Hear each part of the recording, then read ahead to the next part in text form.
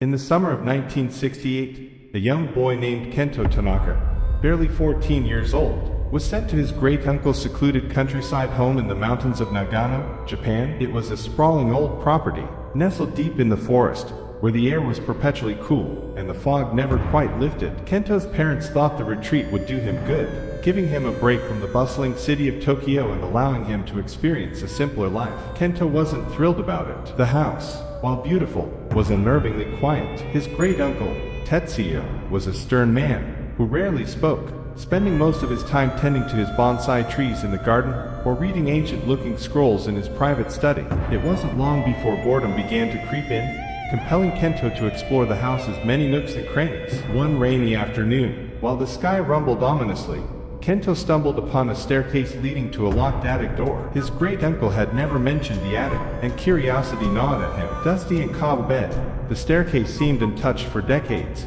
but that only piqued his interest further. The key to the attic door wasn't difficult to find. He discovered it hanging from a rusty nail in the kitchen, hidden behind a curtain. With trembling hands, Kento unlocked the door and stepped inside, his breath catching in his throat. The attic was a treasure trove of forgotten relics. Ornate chests, faded scrolls, and peculiar trinkets cluttered the space. Among them stood a peculiar cabinet with intricate carvings of serpents and lotus flowers. Its doors were slightly ajar, and inside, Kento spotted an object draped in a crimson silk cloth. As he reached out to uncover it, a voice thundered from behind him. Kento, startled, he spun around to see his great-uncle standing in the doorway, his face pale as ash. Tetsuya's usual stoic demeanor had vanished, replaced by a mixture of fear and fury. "Leave this place at once," Tetsuya growled. "You are forbidden to touch anything in this attic." "But," Kento stammered, his voice weak. "No excuses," Tetsuya interrupted, his voice rising. "Get out." That night, Kento lay awake, his mind racing with questions. What was in the cabinet? Why had his great-uncle reacted so violently? He resolved to uncover the truth, no matter the cost. Over the following days, Kento's behavior changed. He became more observant, watching Tetsuya's every move. He noticed that his great-uncle avoided the attic entirely, even glancing at the staircase with what seemed like unease. One night, unable to resist any longer, Kento crept out of his room and made his way back to the attic. This time, he moved swiftly, navigating the clutter with the precision of someone driven by relentless curiosity. Standing before the cabinet again, he hesitated, his fingers hovering over the crimson cloth. A faint whisper echoed in the room. "Kento!" He froze. The voice was faint, almost indistinguishable from the rustling of the wind, but it sent chills down his spine. Summoning his courage, he pulled back the cloth to reveal a peculiar wooden box. The box was adorned with symbols he didn't recognize, glowing faintly in the dim light. As he touched the box, a sudden gust of wind slammed the attic door shut, plunging the room into darkness. Panicking, Kento fumbled for the box, desperate to leave.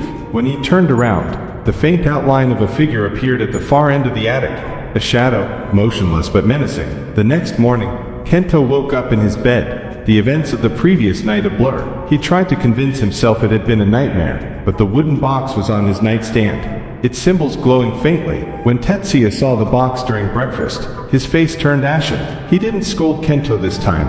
Instead, he muttered something under his breath and left the room. Later that day, Tetsuya called Kento into his study and made him sit down. "Kento," he began, his voice trembling, "there are things in this world that should never be disturbed. That box is one of them. It has a history, one that has claimed lives." "What's inside it?" Kento asked, his voice barely above a whisper. Tetsuya leaned forward, his gaze piercing. "A curse, one that has haunted our family for generations." He told Kento a fragmented story, one of betrayal, bloodshed, and a pact with forces that no mortal should ever engage with. But before he could finish, Tetsuya stopped abruptly and shook his head. "I've already said too much. Forget what I've told you, and leave that box alone." But Kento couldn't forget. He needed to know more. The more Kento tried to ignore the box, the more it consumed his thoughts. He could hear faint whispers when he was near it, soft and indistinct, like the murmur of a distant crowd. At night, he dreamed of shadowy figures beckoning him toward the box, their voices urging him to open it. The days at his great-uncle's house grew heavier with unease. Tetsuya became withdrawn, barely speaking, and spending hours in his study. The once serene atmosphere of the countryside felt oppressive, as if the house held its breath in anticipation of something ominous. One stormy evening, while the wind howled through the trees and rain battered the windows, Kento decided he couldn't bear the suspense any longer. If the box held answers, he would uncover them, no matter the cost. With trembling hands, he unwrapped the box from the crimson cloth. The symbols on its surface glowed brighter, as if reacting to his touch. He traced his fingers over the intricate carvings, feeling a strange warmth radiate from them. Slowly, he lifted the lid. Inside was a small, ornate mirror, its frame etched with symbols identical to those on the box. The glass was cloudy, almost like it held a swirling mist. Kento tilted it toward himself, and as he gazed into the mirror, the fog cleared, revealing an image that made his blood run cold. It was his reflection, but not as he was now. In the mirror, he appeared older, his face gaunt and eyes hollow. Behind him stood a figure cloaked in shadows, its glowing eyes fixed on him. "Kento," a voice whispered, louder this time, unmistakable. He dropped the mirror in shock, but it didn't shatter. Instead, it landed softly on the floor as if cushioned by an invisible force. He scrambled back, his heart pounding, as the shadows in the room seemed to lengthen, creeping toward him. The door burst open, and Tetsuya stormed in. "What have you done?" he roared, his face a mask of fury and terror. Without waiting for an answer, he snatched the mirror and slammed the box shut, muttering prayers under his breath. The shadows in the room receded, but the oppressive atmosphere lingered. "You've unleashed it," Tetsuya said, his voice shaking. "I warned you, Kento. This isn't just a box, it's a prison." "A prison," Kento echoed, his voice trembling. "For what?" Tetsuya's eyes darted toward the window, as if expecting something, or someone, to appear. He pulled a chair close and sat down, the weight of his years suddenly visible in his posture. "The story begins long before you, or I were born," he began. "Centuries ago, our ancestors made a terrible mistake. They sought power, not realizing the cost. They summoned a being, a dark spirit, that promised them wealth and influence in exchange for a single sacrifice." "A sacrifice?"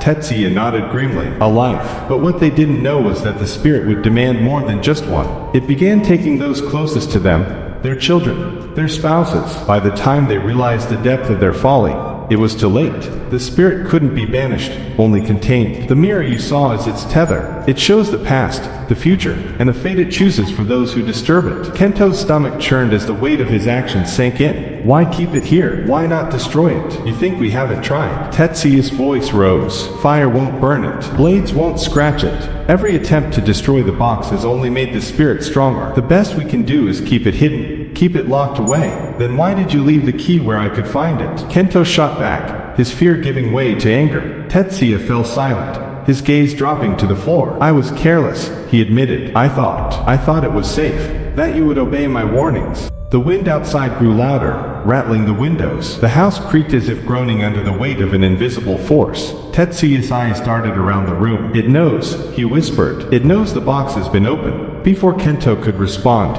a deafening crash echoed from upstairs. Both of them froze. "The attic," Tetsuya muttered. Without waiting for an explanation, he grabbed a lantern and rushed toward the staircase. Kento followed, his heart pounding. The two of them ascended the steps, the light from the lantern casting eerie shadows on the walls. When they reached the attic, the scene before them made Kento's blood turn to ice. The cabinet he had found the box in was shattered, its pieces scattered across the floor. The crimson cloth lay in a crumpled heap, and the box was open, its contents missing. In the center of the room stood the mirror, now larger and no longer clouded. The glass shimmered, and from its surface, a figure began to emerge. It was humanoid but twisted, its limbs unnaturally long and its face obscured by shadows. The air grew colder with each passing second, and a deep, guttural laugh filled the attic. "It's free," Tetsuya said, his voice barely audible. "What do we do?" Kento asked, his voice trembling. Tetsuya didn't answer. Instead, he stepped forward, holding the lantern high. The figure turned its glowing eyes toward him, and for a moment, the room fell silent. Then, with a deafening roar, the figure lunged toward them. The figure surged toward them, its elongated limbs slicing through the air with unnatural speed.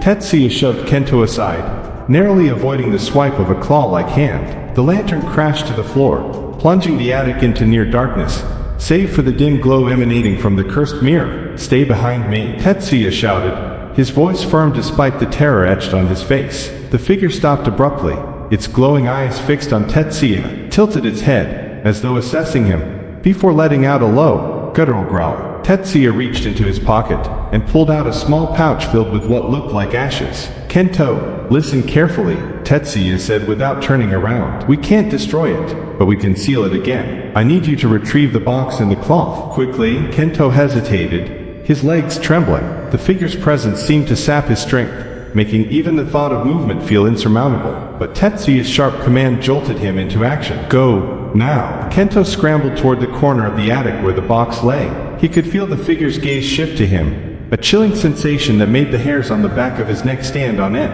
As he reached for the box, the figure lunged again, but Tetsuya stepped between them, throwing a handful of the ashes into the air. The ashes ignited in a brilliant flash, forming a temporary barrier that caused the figure to recoil, its guttural growl turning into a furious roar. Hurry, Kento, Tetsuya urged, his voice strained. Kento grabbed the box and the crimson cloth, then turned back to his great-uncle. The barrier was already fading, and the figure was regaining its composure. Its movements became more deliberate, as though it had learned from its initial attacks. Tetsuya snatched the box from Kento and began chanting in a language Kento didn't recognize. The symbols on the box glowed faintly, matching the rhythm of Tetsuya's words. But the figure wasn't waiting. It lunged once more, this time with an otherworldly speed that even Tetsuya's chants couldn't halt. Its clawed hand struck Tetsuya square in the chest, sending him crashing into the wall. The box clattered to the floor, sliding across the room. No, Kento screamed, rushing to his great-uncle's side. Tetsuya coughed, blood staining the corner of his mouth. You have to finish it, he rasped, his voice barely audible. Seal it, or it will consume us all. Kento's mind raced. He didn't know the chant or how to use the ashes. The figure turned its attention to him,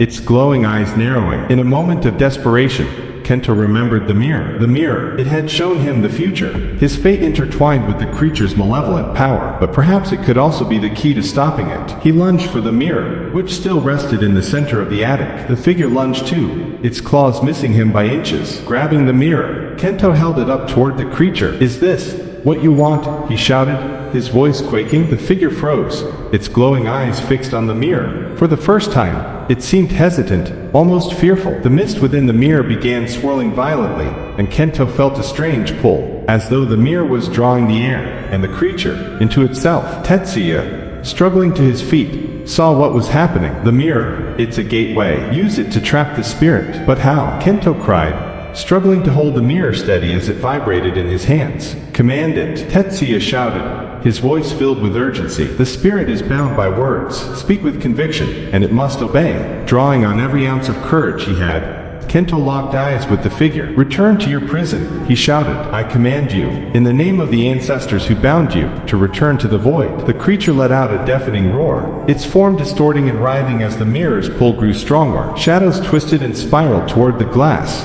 and the attic shook as though the house itself was trying to tear apart. Keep going, Tetsuya urged, his voice weak but determined. You are not welcome here, Kento continued, his voice growing stronger. You are banished to the darkness from which you came. With a final, blood-curdling scream, the creature was sucked into the mirror. The glass glowed brightly for a moment, then dulled, the swirling mist settling into an eerie stillness. The attic fell silent. Kento collapsed to the floor, the mirror slipping from his hands. Tetsuya staggered over, picking up the mirror and placing it back inside the box. He wrapped the crimson cloth tightly around it, muttering the same chant he had used earlier. When he finished, he turned to Kento, his face pale but resolute. You did well, Tetsuya said, his voice barely above a whisper. But this is far from over. The seal is only temporary. We must find a stronger way to contain it. Kento nodded, too exhausted to speak. As they descended the attic stairs, the weight of what had just transpired settled over them. The house felt different, emptier, yet still heavy with the echoes of the past. Why didn't you tell me sooner? Kento finally asked. Tetsuya sighed. Because knowing the truth is a burden. But now that you've seen it, you must help me protect it. The spirit will always seek freedom, and it will exploit any weakness to escape again. Kento looked at the box, now safely in Tetsuya's hands. He didn't know what the future held, but he knew one thing for certain: his life would never be the same, and neither would the quiet, forgotten village where the darkness had once been bound.